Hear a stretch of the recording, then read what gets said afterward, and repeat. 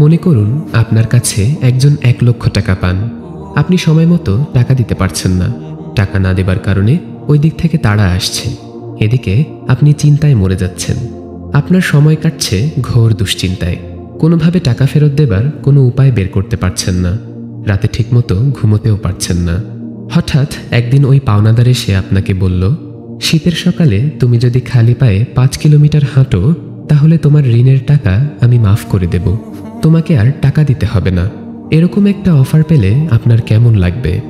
হ্যাঁ, শীতের সকালে খালি পায়ে 5 কিলোমিটার হাঁটতে আপনার কষ্ট হবে, কিন্তু এই কষ্টের বিনিময়ে আপনার 1 লক্ষ টাকার ঋণ পরিশোধ হবে।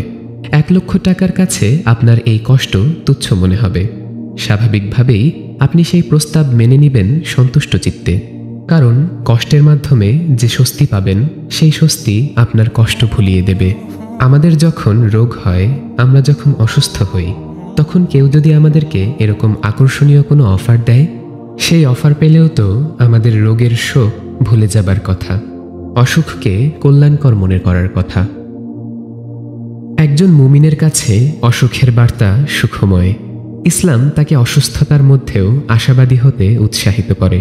নবীজি সাল্লাল্লাহু আলাইহি ওয়াসাল্লাম বলেন, মুসলমানের উপর যে সকল যাতনা, রোগ ব্যাধি, উদ্বেগ, উৎকণ্ঠা, দুশ্চিন্তা, কষ্ট ও পেরেশানি আপতিত হয়, এমনকি যে কাঁটা তার দেহে বিদ্ধ হয়, এসবের দ্বারা আল্লাহ তার গুনাহসমূহ ক্ষমা করে দেন। তার মানে অসুখ বা কোনো বিপর্যয় আমাদের গুনাহ মাফের কারণ হিসেবে হাজির হয়।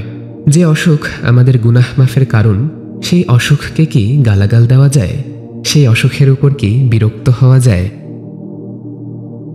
রাসূল সাল্লাল্লাহু আলাইহি ওয়াসাল্লামের এক সাহাবীর নাম ছিল উম্মে সাইব রাদিয়াল্লাহু আনহু। একবার তিনি ভীষণ অসুস্থ হন, জ্বরে কাঁপতে থাকেন, এমনকি জ্বরকে গালি দিতে থাকেন। জ্বরের প্রতি তার এমন বিরক্তি দেখে রাসূলুল্লাহ সাল্লাল্লাহু আলাইহি ওয়াসাল্লাম তাকে বলেন, তুমি জ্বরকে গালি দিও না, কেননা এটি আদম সন্তানের পাপরাশি মুছে দেয়, যেমনভাবে কামারের চুল্লি লোহার মরিচা দূর করে।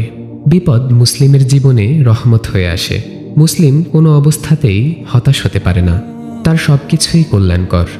আমরা অসুস্থ হলে অসুস্থতাকে সাদরে বরণ করব, যথাসাধ্য চিকিৎসা করব, কেননা চিকিৎসা করানো নবীজি সাল্লাল্লাহু আলাইহি ওয়াসাল্লামের সুন্নাত। কিন্তু অসুস্থ হওয়ার জন্য প্রার্থনা করব না।